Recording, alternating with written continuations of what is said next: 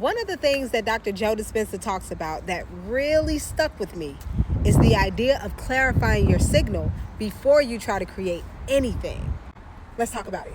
I'm Brittany. Hey, your manifesting mentor. I'm not a coach, I'm not a guru, but I'm a woman who walks the walk and who shares what works. Dr. Joe teaches that the unified field responds to a signal, and that signal is coming from your brain and your heart, your thoughts and emotions working together. So when people say, I don't know what I want, what they're really saying is, my signal is mixed. And biologically, that makes sense. Your brain is always predicting a future based on what it's been rehearsing from the past. Your body is emotionally conditioned based on what it feels most of the time. So if most of your attention is on stress, survival, and what you're trying to get away from, that becomes your dominant signal.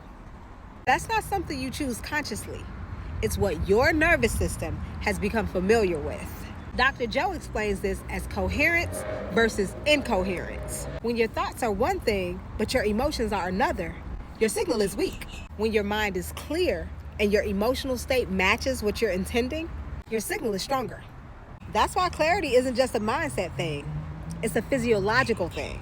You're literally training your brain and body what future to get ready for. And this is where meditation comes in as a way to interrupt the old broadcast, not to escape your reality.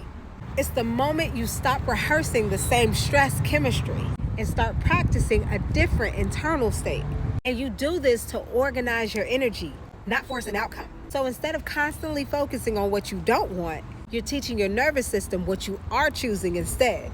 And that's the part that a lot of people miss. They try to change their life without changing what their brain and body are signaling all day long. But the unified field responds to frequency patterns, not your words. It responds to what you repeatedly think, what you repeatedly feel, and what you emotionally believe is real. So clarity isn't about having the perfect vision.